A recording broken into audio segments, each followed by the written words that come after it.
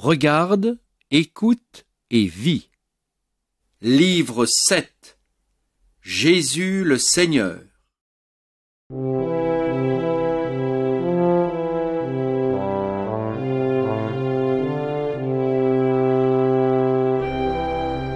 Image 1.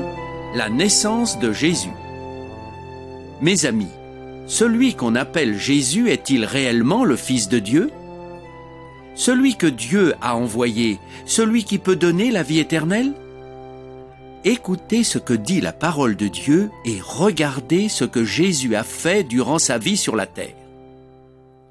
L'apôtre Jean écrit « Au commencement était la parole, et la parole était Dieu. Elle était au commencement avec Dieu. Tout a été fait par elle, et rien de ce qui a été fait n'a été fait sans elle. En elle était la vie, et la vie était la lumière des hommes. La lumière brille dans les ténèbres, et les ténèbres ne l'ont pas accueillie. La parole a été faite chair. Elle a habité parmi nous, pleine de grâce et de vérité.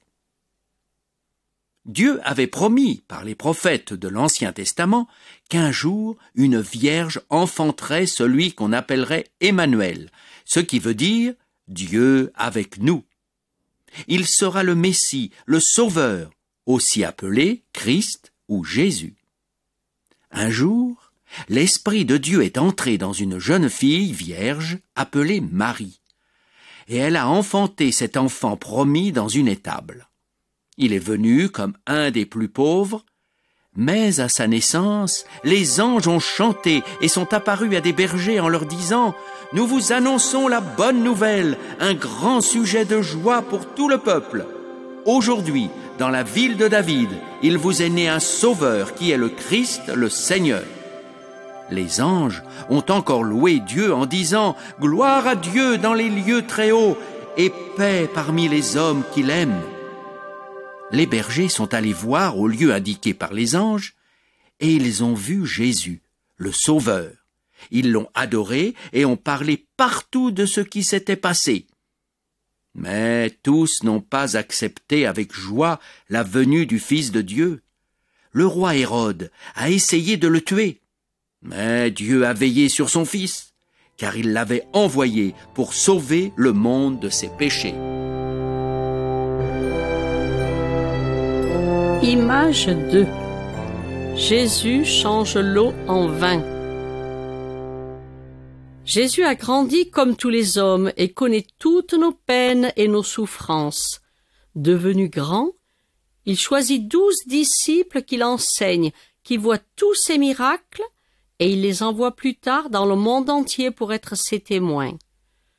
Le premier miracle que Jésus fait est lors d'un mariage, où il est invité avec sa mère et ses disciples. Durant la fête, le vin est fini, et Marie dit à Jésus, « Ils n'ont plus de vin. » Jésus lui dit, « Femme, qu'y a-t-il entre toi et moi ? Mon heure n'est pas encore venue. » Il montre clairement qu'elle n'a rien à lui commander. Il reçoit tous ses ordres directement de Dieu, son Père, du ciel. Sa mère dit aux serviteurs, « Faites tout ce qu'il vous dira. » Il y a 6 grandes cruches destinées à la purification des Juifs. Jésus leur dit, « Remplissez ces cruches d'eau. » Puis il leur dit, « Puisez et portez-en à l'organisateur de la fête. » L'eau s'est changée en vin.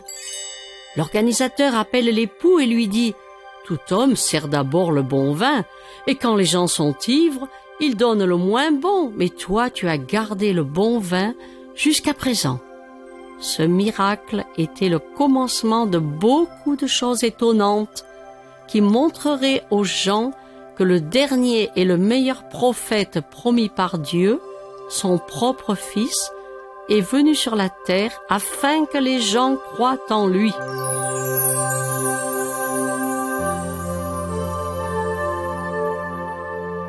Image 3.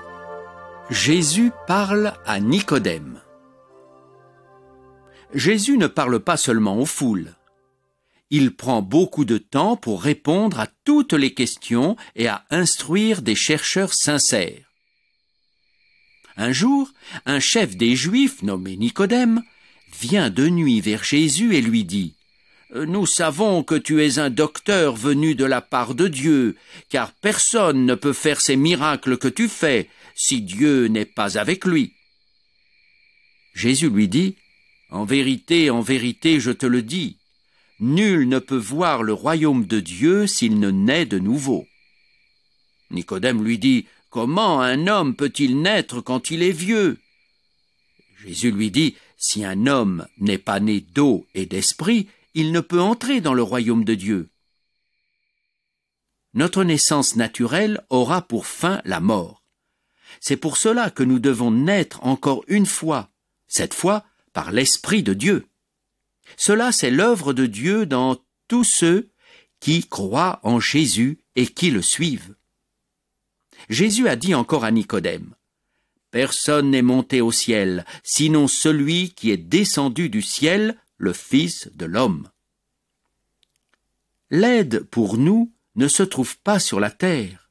Il nous faut l'aide venant de Dieu en son Fils Jésus.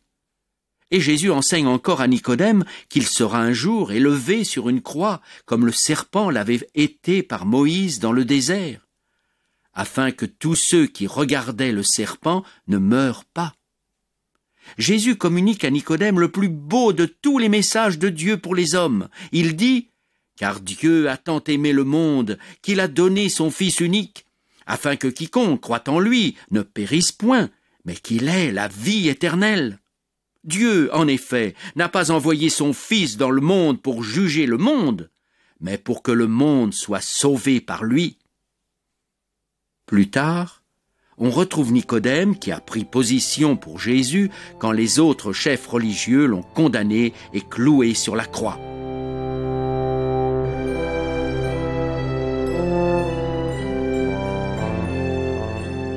Image 4. L'enfant de l'officier guéri. Jésus reste quelque temps à Jérusalem où il fait plusieurs miracles, mais les gens ne l'acceptent pas bien. Il leur a dit « Un prophète n'est pas honoré dans sa patrie. » Il repart donc en Galilée et les gens le reçoivent bien. Il passe dans Cana où il avait changé l'eau en vin. À Capernaum, il y a un officier royal dont le fils est malade, près de mourir. Il a appris que Jésus est venu, et il va vers lui et le prie de venir chez lui et de guérir son fils. Jésus lui dit « Si vous ne voyez pas des miracles et des prodiges, vous ne croirez donc point ?» L'officier royal lui dit « Seigneur, descends avant que mon enfant ne meure. » Jésus lui dit « Va, ton fils vit. » Cet homme croit à la parole que Jésus lui a dit et il s'en va. Comme il descend, ses serviteurs viennent à sa rencontre pour lui dire que l'enfant est en vie. Ils s'informent de l'heure à laquelle il s'est trouvé mieux. Ils lui disent « Hier, à la 7e heure, la fièvre l'a quitté. » Le père reconnaît que c'est l'heure même où Jésus lui a dit « Ton fils vit. » Et il croit, lui et toute sa maison. Nous devons croire à la parole de Dieu et non pas vouloir voir des miracles pour ensuite croire. Cette forme de foi qui veut voir pour croire n'est pas la bonne. Et la Bible nous dit aussi que même si les gens ont vu beaucoup de miracles extraordinaires de Jésus, ils n'ont pas cru.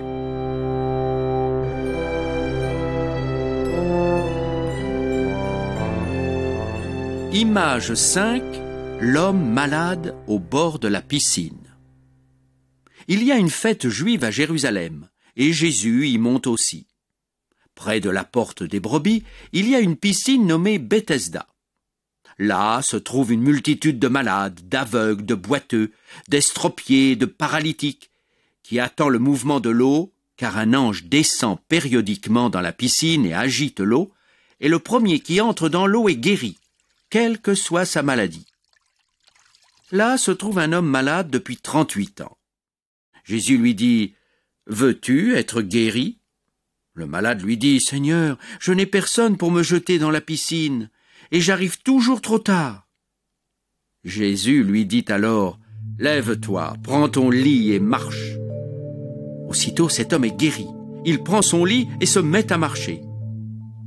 C'est le sabbat ce jour-là.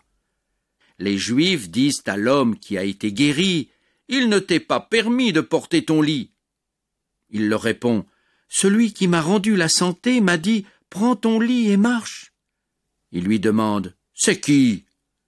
Mais il ne le connaissait pas. Après cela, Jésus le trouve au temple et lui dit, « Voici, tu es guéri. Ne pêche plus, de peur qu'il ne t'arrive quelque chose de pire. » Cet homme va alors dire aux Juifs que c'est Jésus qui l'a guéri. Les chefs religieux poursuivent alors Jésus parce qu'il a guéri le jour du sabbat. Mais Jésus leur répond, « Mon Père travaille jusqu'à présent, moi aussi je travaille. » À cause de cela, les Juifs cherchent encore plus à le faire mourir, parce qu'il dit que Dieu est son propre Père, se faisant lui-même égal à Dieu. Jésus a toujours affirmé être le Fils de Dieu, même si cela lui a coûté la vie. C'est la vérité.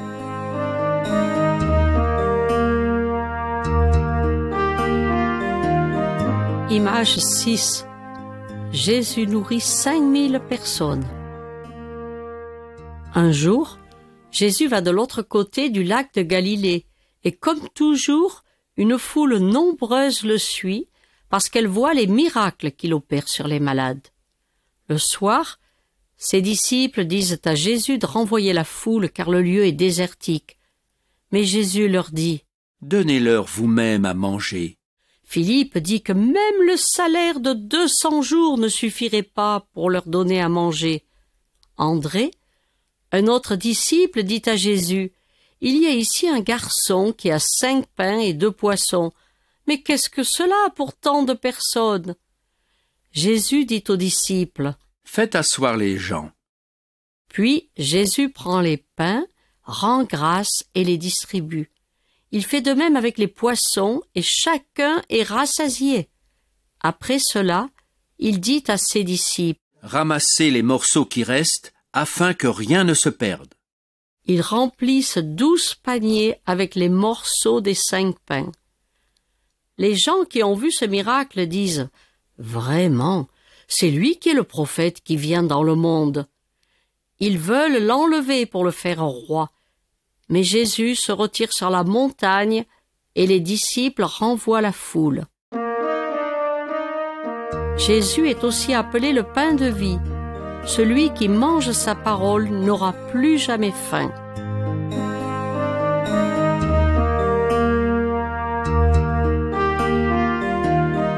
Image 7. Jésus marche sur l'eau. Après que Jésus a nourri le peuple, il dit à ses amis de retourner chez eux, puis il monte sur la montagne pour prier. Ses amis montent dans une barque pour traverser le lac. Il fait déjà sombre, et un violent orage tombe sur le lac. Les hommes sont effrayés et rament de toute leur force.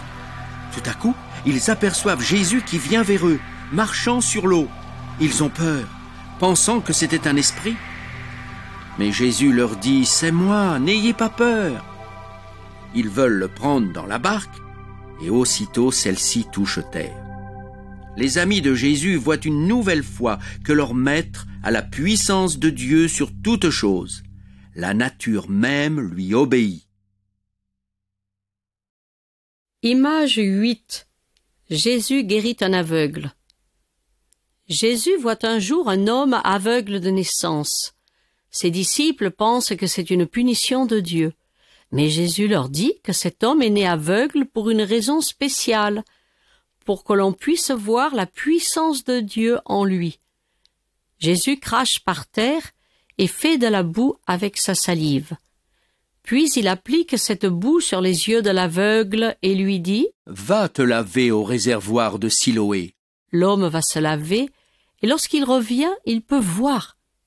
Ses voisins ne peuvent pas croire que l'aveugle-né est guéri. Ils disent « Il lui ressemble ».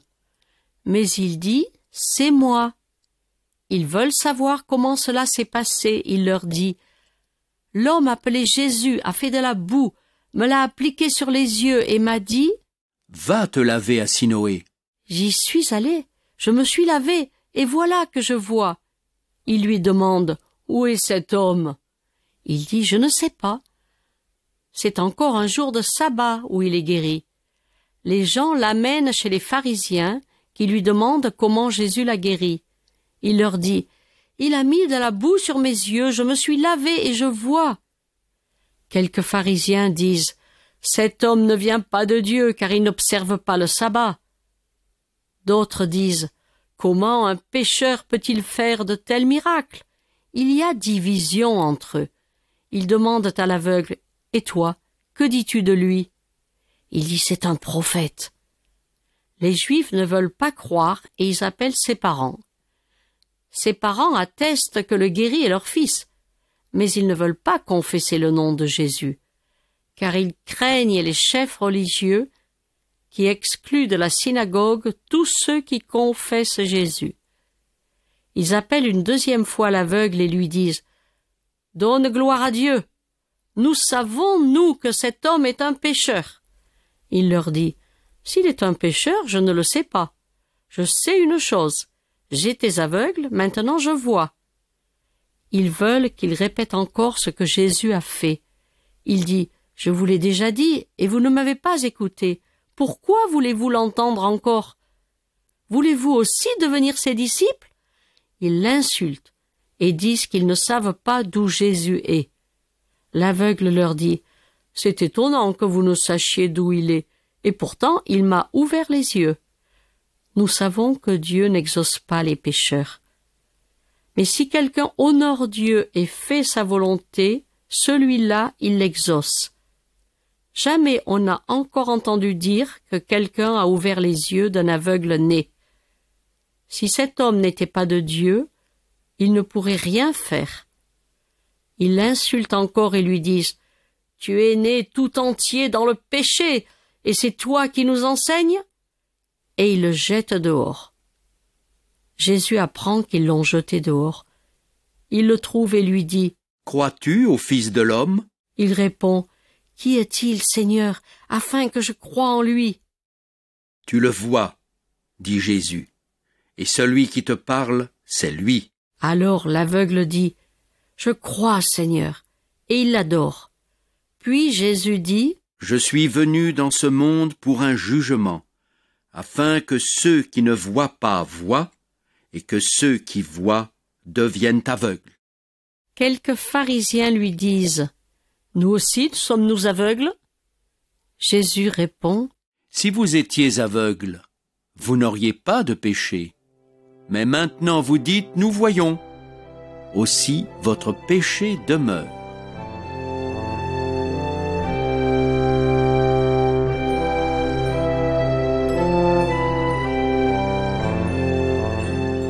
Image 9. Jésus ressuscite Lazare.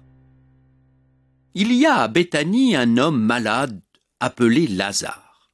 Ses deux sœurs, Marthe et Marie, font dire à Jésus « Seigneur, voici celui que tu aimes est malade. » Jésus dit à ses disciples « Cette maladie n'est pas pour la mort, mais pour la gloire de Dieu, afin que le Fils de Dieu soit glorifié par elle. » Jésus reste encore 2 jours, puis il dit à ses disciples « Retournons en Judée. » Les disciples lui disent « Récemment les chefs religieux ont cherché à te lapider, et tu y retournes ?»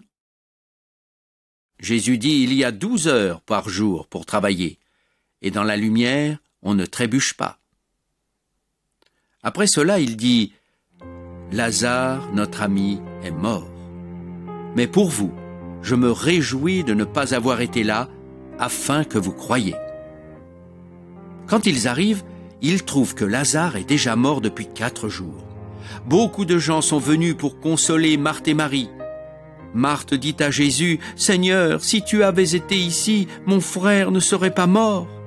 Mais maintenant même, je sais que tout ce que tu demanderas à Dieu, Dieu te le donnera. » Jésus lui dit « Ton frère ressuscitera. » Marthe répond « Je sais qu'il ressuscitera à la résurrection au dernier jour. » Jésus lui dit « Je suis la résurrection et la vie. Celui qui croit en moi vivra, quand même il serait mort. Et quiconque vit et croit en moi ne mourra jamais. Crois-tu cela ? Marthe lui dit, oui, Seigneur, je crois que tu es le Christ, le Fils de Dieu, celui qui vient dans le monde. Marie était aussi là et tombe aux pieds de Jésus et dit la même chose que sa sœur. Quand Jésus entend tout ce monde pleurer, il pleure aussi. Les gens disent, voyez comme il l'a aimé. Et Jésus leur dit, où avez-vous mis Lazare ? Ils l'amènent au tombeau et Jésus dit, enlevez la pierre. Marthe lui dit, Seigneur, il sent déjà, car c'est le 4e jour. Jésus lui dit, ne t'ai-je pas dit que si tu crois, tu verras la gloire de Dieu ? Ils enlèvent donc la pierre. Jésus lève ses yeux en haut et dit, Père, je te rends grâce de ce que tu m'as exaucé. Pour moi, je savais que tu m'exauces toujours, mais j'ai parlé à cause de la foule de ceux qui se tiennent ici, afin qu'ils croient que c'est toi qui m'as envoyé. Après cela, il crie d'une voix forte, Lazare, sors! Et le mort sort, les mains et les pieds liés de bandelettes et le visage enveloppé d'un linge. Après ce miracle incroyable, est-ce que les gens ont cru ?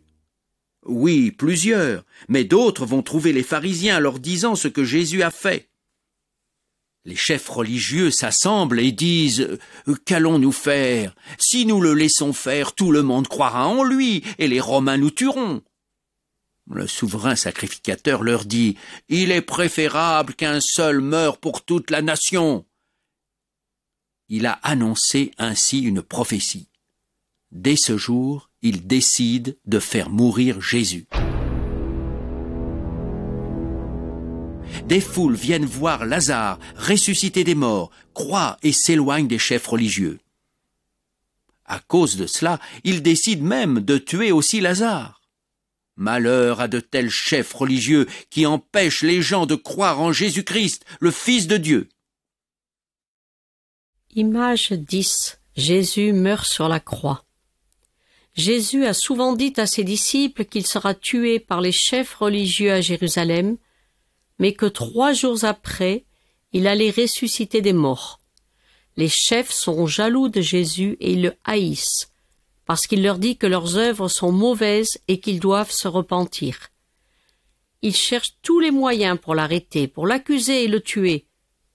Ils sont heureux quand un des disciples de Jésus, Judas qui aime l'argent, leur dit qu'il va les leur livrer. Judas qui aime l'argent leur dit qu'il va le leur livrer. Il lui donne 30 cycles d'argent, mais après avoir livré Jésus, Judas regrette ce qu'il a fait, jette son argent dans le temple et va se pendre. Les chefs religieux cherchent des témoins pour accuser Jésus, mais n'en trouvent pas. Personne ne trouve de faute en lui, même pas le diable, car Jésus est sans péché. Les chefs questionnent Jésus. « Es-tu le Fils de Dieu ?» Jésus le confirme et ajoute « Désormais, vous verrez le Fils de l'homme assis à la droite du Tout-Puissant et venant avec les nuées du ciel. »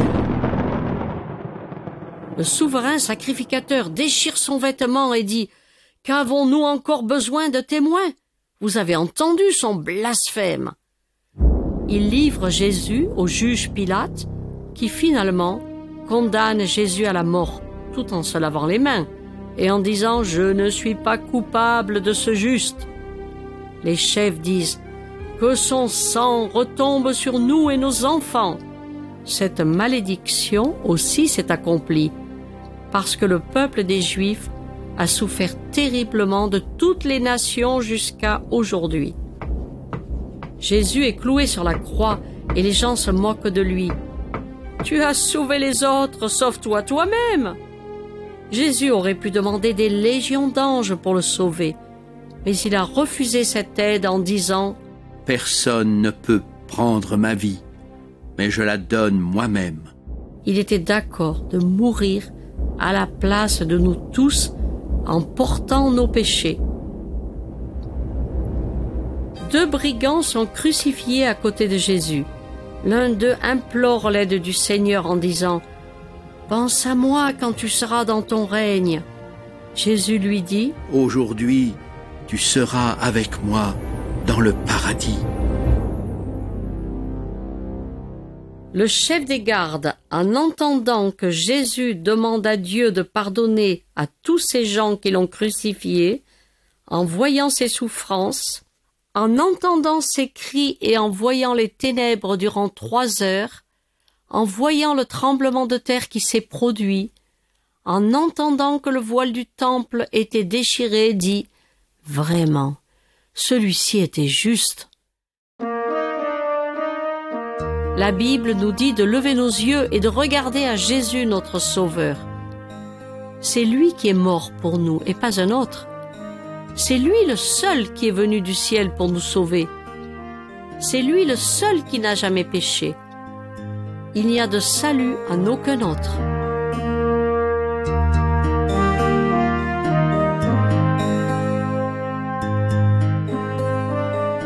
Image 11. Marie-Madeleine rencontre le Seigneur ressuscité. Quand Jésus était encore vivant, il dit à ses disciples et en public, « On livrera le Fils de l'homme aux païens, on se moquera de lui, on le maltraitera, on crachera sur lui, et après l'avoir flagellé, on le fera mourir, et le 3e jour, il ressuscitera. » Les gens ont accompli tout cela à la lettre. Et quand il est mort, ils le mettent dans un tombeau neuf. Les chefs religieux disent à Pilate, « Seigneur, nous avons entendu cet imposteur dire qu'après 3 jours, il ressusciterait. Ordonne donc que le sépulcre soit gardé pour que les disciples ne puissent pas voler le corps et dire au peuple, « Il est ressuscité. » Pilate envoie des gardes et une grande pierre est scellée à l'entrée du tombeau. Le 3e jour, il y a un grand tremblement de terre, car un ange descend du ciel, vient rouler la pierre et s'assoit dessus. Les gardes tremblent de peur et sont comme morts. Quelques-uns d'entre eux vont raconter au sacrificateur tout ce qui est arrivé. Ceux-ci donnent de l'argent aux soldats pour qu'ils disent « Pendant que nous avons dormi, les disciples sont venus dérober le corps. » Ce bruit s'est répandu jusqu'à aujourd'hui. Tôt le matin, Marie-Madeleine se rend au tombeau et elle voit que la pierre est enlevée. Elle court chez Pierre et Jean et dit « On a enlevé du tombeau le corps de Jésus. » Pierre et Jean courent au tombeau et ils voient le linge et les bandelettes et ils croient. Puis ils retournent chez eux. Marie-Madeleine se tient devant le tombeau et pleure. Elle voit 2 anges assis à la place où a été couché le corps de Jésus. Ils lui disent « Femme, pourquoi pleures-tu » Elle répond « Parce qu'on a enlevé mon Seigneur, et je ne sais pas où ils l'ont mis. » En disant cela, elle se retourne et voit Jésus debout, mais elle ne le reconnaît pas et pense que c'est le jardinier. Jésus lui dit « Femme, pourquoi pleures-tu ? Qui cherches-tu » Elle dit « Seigneur, si c'est toi qui l'as emporté, dis-moi où tu l'as mis. » Jésus lui dit « Marie. » Elle se retourne et lui dit « Rabouni, maître !» Jésus lui dit « Ne me touche pas, car je ne suis pas encore monté vers mon Père, mais va dire à mes frères que je monte vers mon Père et votre Père, vers mon Dieu et votre Dieu. » Marie-Madeleine va annoncer aux disciples qu'elle a vu le Seigneur et qu'il lui a dit ces choses. Image 12. Jésus apparaît à ses amis. Durant la vie de Jésus, il a fait beaucoup de miracles qui sont écrits dans le Nouveau Testament. Mais il en a fait beaucoup d'autres qui ne sont pas écrits. Mais ceux dont vous avez vu un petit extrait sur ces images doivent nous amener à croire que Jésus est le Christ, le Fils de Dieu, et cette foi vous donnera la vie éternelle. Après la résurrection, Jésus fait encore pour ses disciples un miracle. Pierre part avec 4 autres disciples à la pêche, mais le travail de toute la nuit ne donne rien. Le matin, ils arrivent au bord du lac. Jésus se trouve là, mais les disciples ne le reconnaissent pas. Jésus leur dit, « Enfants, n'avez-vous rien à manger ?» Ils lui répondent non. Jésus leur dit, « Jetez le filet du côté droit, et vous trouverez. » Ils le jettent, et ils ne sont plus capables de le retirer à cause de la grande quantité de poissons. Alors Jean dit à Pierre, « C'est le Seigneur. » Pierre met ses habits et se jette dans l'eau. Quand ils arrivent au bord, ils voient un feu et des poissons posés dessus et du pain. Jésus leur dit, « Apportez les poissons que vous venez de prendre. » Pierre tire le filet avec 153 gros poissons, et le filet ne se déchire pas. Jésus leur dit, « Venez manger. » Ils n'osent pas demander, « Qui es-tu ?» car ils savent que c'est le Seigneur. Cela fait la 3e fois après la résurrection que Jésus se manifeste à ses disciples. Après le repas, Jésus demande à Pierre, « M'aimes-tu plus que les autres ?» Pierre dit, « Oui, tu sais que je t'aime. » Jésus lui dit alors, « Prends soin de mes agneaux. » Jésus demande encore 2 fois à Pierre, « M'aimes-tu » Alors Pierre est attristé et il lui dit, « Tu sais toutes choses, tu sais que je t'aime. » Jésus lui dit encore, « Prends soin de mes brebis. En vérité, je te le dis. Quand tu étais plus jeune, tu attachais toi-même ton vêtement et tu allais où tu voulais. Quand tu seras vieux, tu étendras tes mains et un autre te l'attachera et te mènera où tu ne voudras pas. » Puis il lui dit encore, « Suis-moi. » Pierre confesse Jésus publiquement. Il est prêt à souffrir pour lui. Il apporte l'évangile aux païens et il lui est fidèle jusqu'à la mort. Jésus veut faire aussi de nous des pêcheurs d'hommes.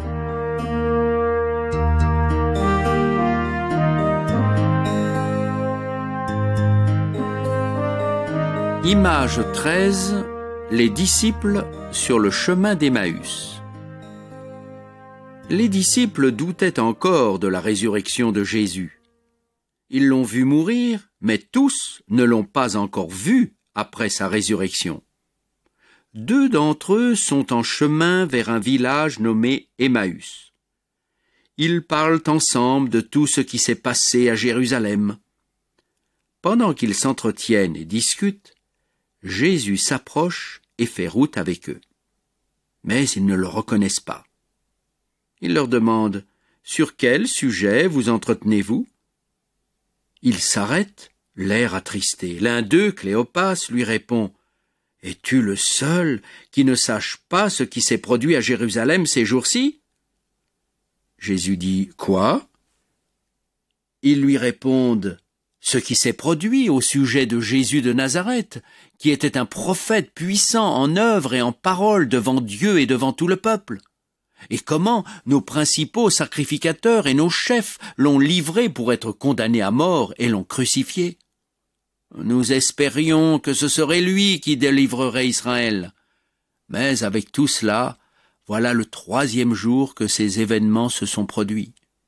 Il est vrai que quelques femmes d'entre nous ont fort étonnés.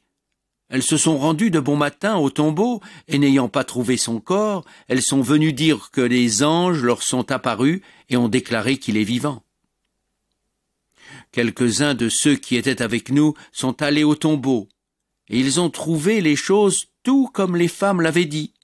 Mais lui, ils ne l'ont pas vu.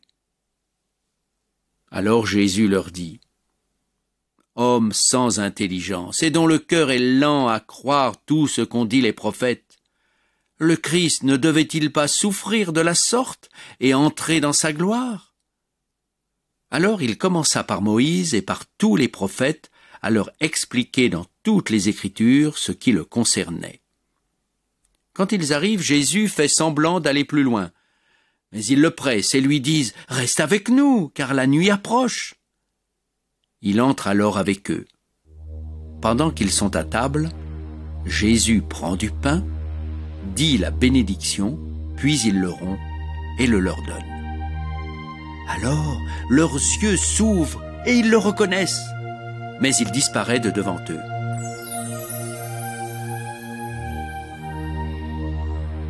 Il se lève à l'heure même et retourne à Jérusalem et trouve les 11 disciples et leurs compagnons.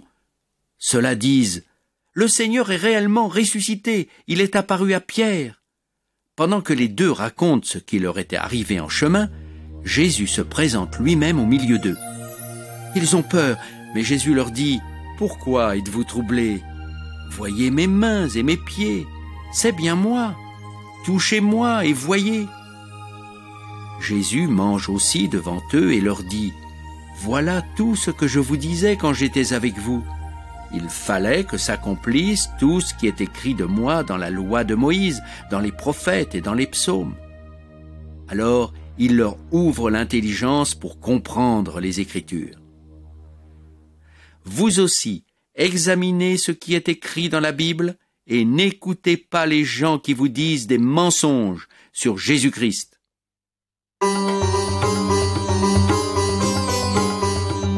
Image 14, le fils prodigue. Jésus raconte l'histoire d'un homme qui a 2 fils. Le plus jeune dit à son père « Mon père, donne-moi ma part d'héritage. » Alors, le père divise son bien entre ses fils. Peu de jours après, le plus jeune fils ramasse tous ses biens et va dans un pays lointain. Il dissipe sa fortune en vivant dans la débauche. Alors une grande famine tombe sur le pays. Il commence à manquer de tout et un homme l'envoie garder ses cochons dans les champs. Le fils a si faim qu'il désire manger la nourriture des cochons, mais personne ne lui en donne. Il commence à réfléchir et se dit « Les serviteurs de mon père ont de la nourriture en abondance, et moi ici je péris à cause de la famine. » Il se dit « Je retournerai vers mon père et je lui dirai « Père, j'ai péché contre le ciel et contre toi. Je ne suis plus digne d'être ton fils. Fais de moi l'un de tes serviteurs. » Nos mauvaises actions nous amènent nous aussi dans de grandes souffrances. Dieu nous envoie souvent des problèmes graves pour nous faire réfléchir et nous amener à la repentance. Décidons nous aussi de sortir de notre misère et de retourner à Dieu à qui nous avons tourné le dos.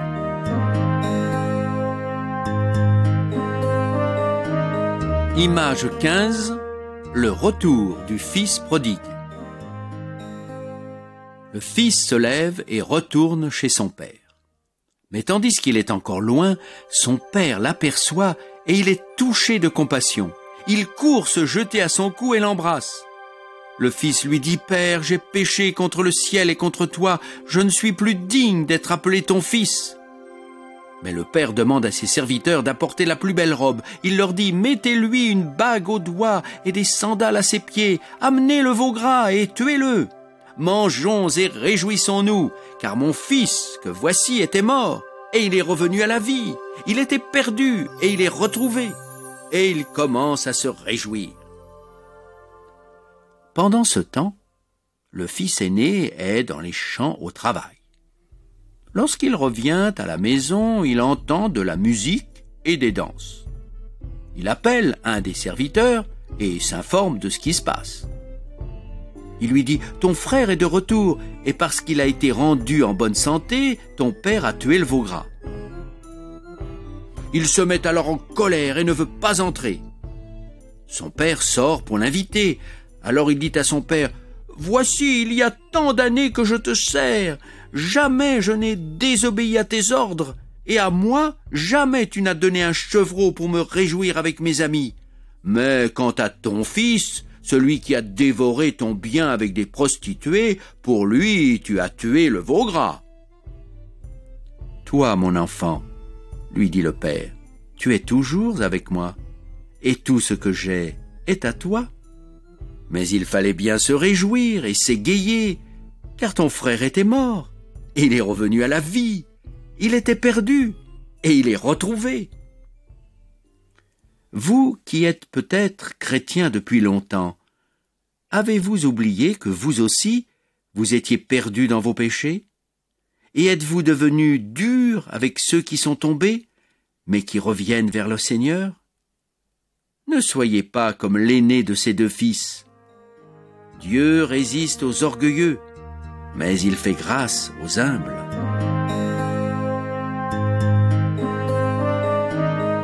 Image 16. Les trésors d'un homme riche. Jésus enseigne les gens aussi au sujet de l'argent et des richesses. Il dit: Gardez-vous attentivement de toute cupidité, car même dans l'abondance, la vie d'un homme ne dépend pas de ce qu'il possède. L'amour de l'argent est la racine de tous les maux. Jésus leur dit cette parabole. Un homme riche avait de très grandes récoltes. Il a construit de nouveaux grands greniers où il a mis son blé et ses biens, et il s'est dit: « Mon âme, tu as tout ce qu'il te faut pour de nombreuses années. Prends la vie du bon côté, repose-toi, mange, bois et réjouis-toi. » Mais Dieu lui dit: « Insensé, cette nuit même tu vas mourir. Qui profitera de toutes ces choses que tu as accumulées pour toi-même ?» Il en est ainsi de celui qui accumule des trésors pour lui-même et qui n'est pas riche pour Dieu. Mes amis, il plaît à Dieu que nous partagions avec les pauvres. Dieu pourvoira à tout ce dont nous avons besoin maintenant. Et il dit: Ne vous inquiétez pas pour votre vie, de ce que vous mangerez, ni de quoi vous serez vêtus. Dieu sait que nous avons besoin de tout cela.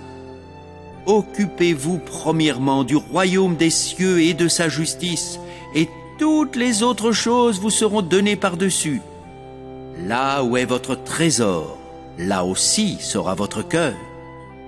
Celui qui donne beaucoup devient plus riche, et celui qui épargne plus que ce qui lui est nécessaire ne fait que s'appauvrir.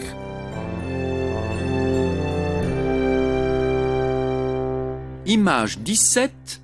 L'homme riche et le pauvre Lazare. Il y a un homme riche qui porte de très beaux habits et qui mène chaque jour joyeuse et brillante vie. Un pauvre, couvert d'ulcères, du nom de Lazare, est couché à la porte de sa concession.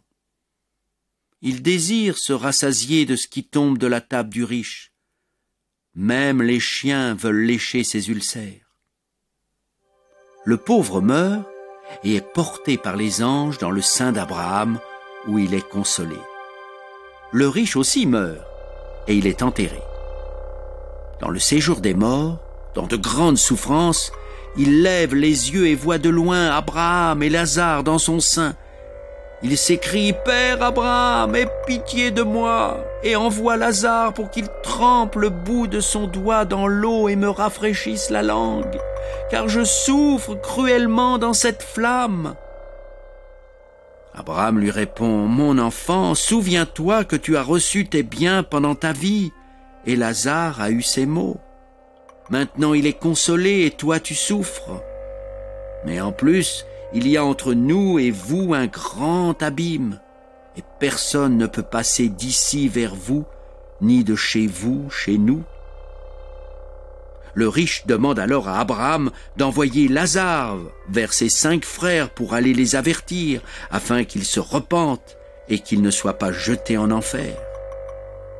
Abraham dit au riche, qui était maintenant le plus pauvre: « Ils ont Moïse et les prophètes, qu'ils les écoutent. » Le riche dit: « Non, père Abraham, mais si quelqu'un des morts va vers eux, ils se repentiront. » Abraham lui dit: « S'ils n'écoutent pas Moïse et les prophètes, ils ne se laisseront pas persuader, même si quelqu'un ressuscitait d'entre les morts. »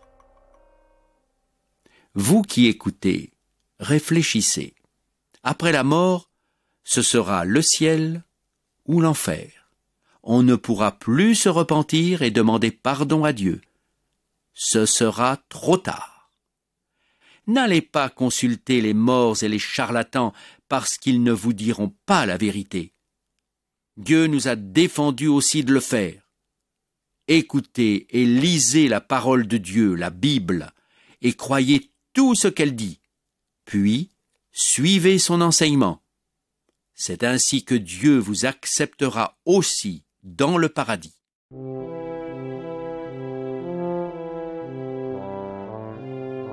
Image 18. L'ami dérangeant son ami à minuit. Jésus enseigne à ses disciples qu'il faut toujours prier. Dieu donne beaucoup de choses à tout le monde, même à ceux qui ne le prient jamais. Mais beaucoup de problèmes nous arrivent dans la vie qui nous dépassent et où nous avons besoin de quelqu'un qui peut nous aider. Dieu veut être prié et il a promis de nous répondre. Un ami reçoit le soir un visiteur, tard, et il n'a rien à lui offrir à manger. Il va donc au milieu de la nuit frapper à la porte de son ami. Depuis l'intérieur, l'ami lui répond « Ne me cause pas d'ennui, la porte est déjà fermée. Mes enfants et moi, nous sommes au lit, et je ne puis me lever pour te donner des pains. » Mais malgré cela, l'ami se lève et lui donne ce qu'il a demandé, non pas parce que c'est son ami, mais parce qu'il est venu le déranger dans la nuit. Jésus ajoute « Je vous le dis, demandez et l'on vous donnera.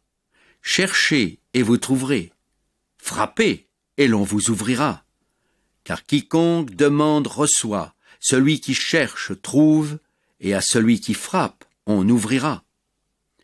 Si un fils demandait à son père du pain, lui donnera-t-il une pierre? S'il lui demandait du poisson, lui donnera-t-il un serpent? S'il demandait un œuf, lui donnera-t-il un scorpion? Si donc, vous qui êtes mauvais, vous savez donner de bonnes choses à vos enfants, à combien plus forte raison le Père céleste donnera-t-il l'Esprit Saint à ceux qui le lui demandent? Souvent, nous ne recevons pas les choses que nous demandons à Dieu parce que nous demandons égoïstement des choses afin de satisfaire notre convoitise. Mais si nous demandons des choses qui servent à la gloire de Dieu, il nous les donnera et nous glorifierons son nom.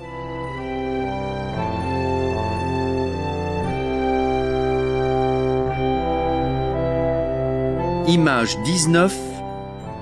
Deux hommes pris dans le temple. Jésus dit la parabole suivante pour certaines personnes qui se perçoivent d'être justes et qui méprisent les autres. Deux hommes montent au temple pour prier. L'un est un pharisien, l'autre un douanier. Le pharisien, debout, prie ainsi en lui-même. Ô Dieu, je te remercie parce que je ne suis pas comme le reste des hommes qui sont des voleurs, des injustes, des adultères, ou même comme ce douanier. Je jeûne 2 fois la semaine, je donne la dîme de tous mes revenus. Le douanier se tient à distance et n'ose même pas lever les yeux vers le ciel, mais se frappe la poitrine et dit « Ô Dieu, sois apaisé envers moi, qui suis un pécheur. » Jésus ajoute « Je vous le dis, le douanier est descendu dans sa maison justifié plutôt que l'autre. Car quiconque s'élève sera abaissé, et celui qui s'abaisse sera élevé. Est-ce que vous priez en public pour être vu des hommes? Jésus dit, quand tu pries, entre dans ta chambre et ferme la porte. Votre Père qui voit dans le secret entendra et répondra. Image 20. Le semeur. Une grande foule s'assemble et des gens de diverses villes viennent vers Jésus. Il leur dit cette parabole. Un semeur sortit pour semer sa semence. Une partie est tombée le long du chemin, elle fut foulée aux pieds et les oiseaux du ciel la mangèrent. Une autre partie tomba sur le roc. Quand elle poussa, elle sécha parce qu'elle n'avait pas d'humidité. Une autre partie tomba au milieu des épines, elles poussèrent avec la semence et l'étouffèrent. Une autre partie tomba dans la bonne terre. Quand elle poussa, elle donna du fruit au centuple. Que celui qui a des oreilles pour entendre, entende. Il y a beaucoup de personnes qui ont des oreilles et ils n'entendent rien. D'autres ont des yeux, mais ils ne voient rien. Pour comprendre les choses spirituelles, il faut que nous demandions l'aide de Dieu.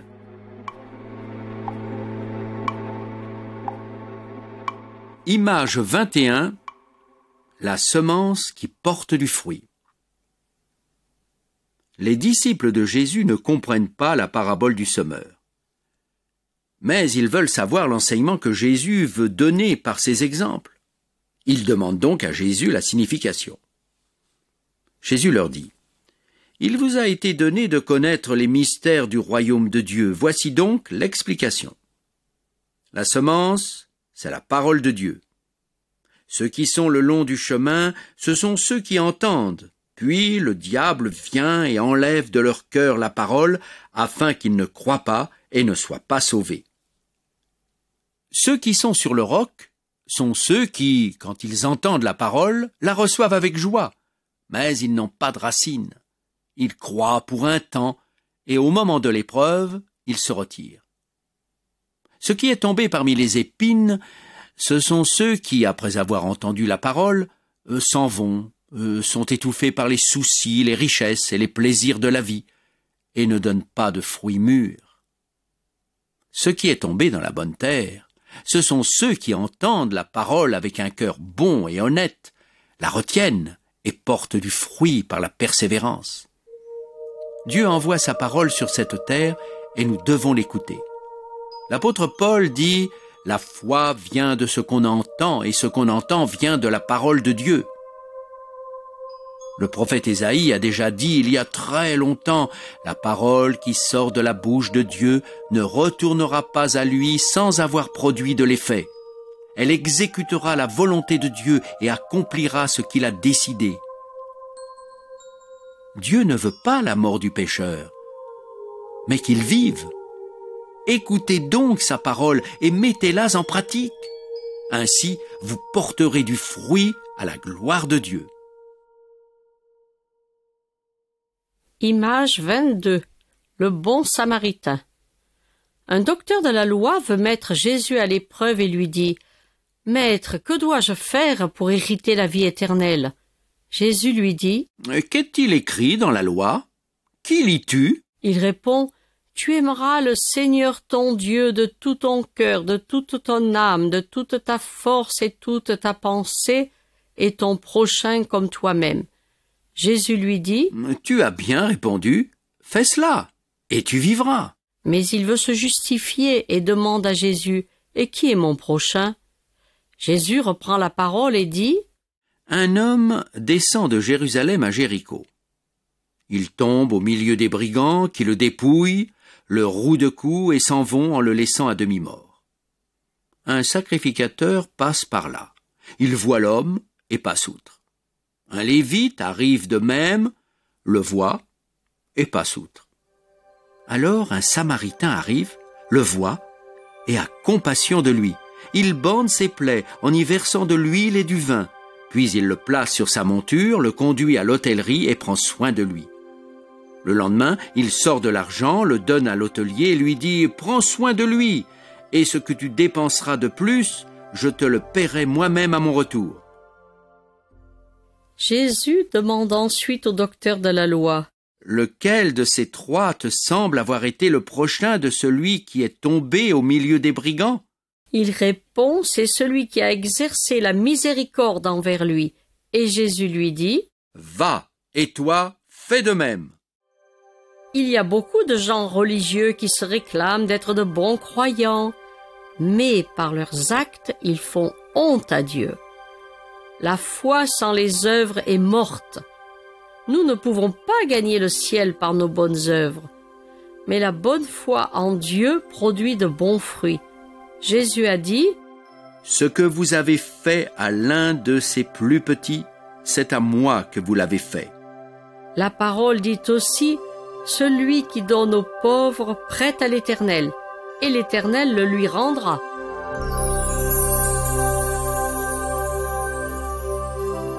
Image 23. Le maître revient à la maison.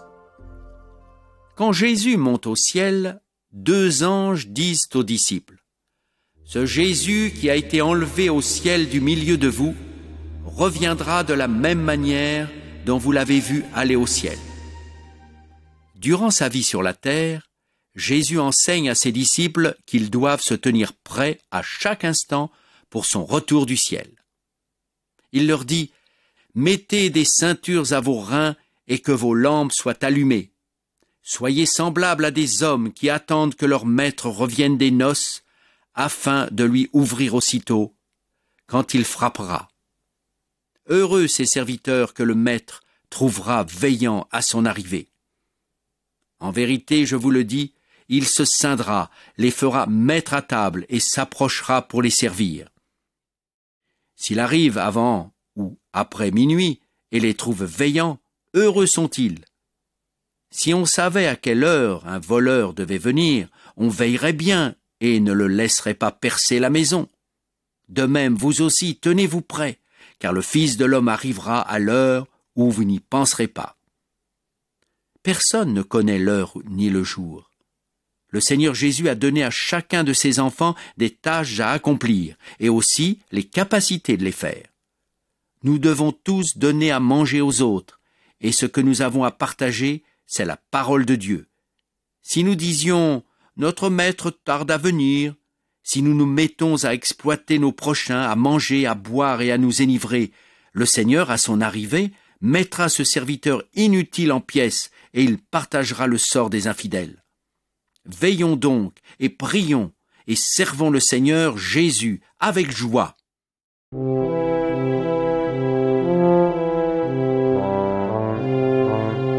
Image 24, Zachée.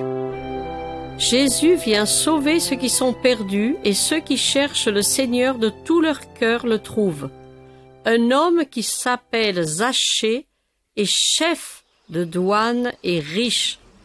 Il veut voir Jésus, mais il ne peut pas parce qu'il est de petite taille et la foule est nombreuse. Ainsi, il court en avant et monte sur un arbre, car Jésus doit passer par là. Lorsque Jésus arrive à cet endroit, il lève les yeux et dit « Zachée, hâte-toi de descendre, car il faut que je demeure aujourd'hui dans ta maison. » Zachée se hâte de descendre et le reçoit avec joie.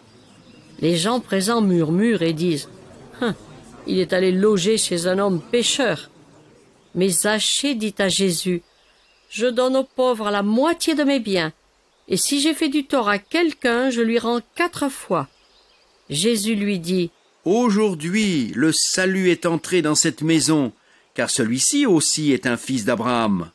Car le Fils de l'homme est venu chercher et sauver ce qui était perdu. » Toi qui écoutes, es-tu sauvé ou perdu? Cherche le Seigneur Jésus de tout ton cœur. Ne te laisse pas décourager par les autres. Personne d'autre ne peut te sauver, car il n'y a sous le ciel aucun autre nom donné parmi les hommes par lequel nous devions être sauvés. Ne te laisse pas non plus retenir par le diable, qui te dit que tu es assez bon, que tu n'as pas besoin de Jésus, ou qui te dira que tu es trop mauvais et que pour toi il n'y a pas d'aide. Jésus dit « Vous tous qui êtes fatigués et chargés, venez à moi et je vous donnerai le repos. »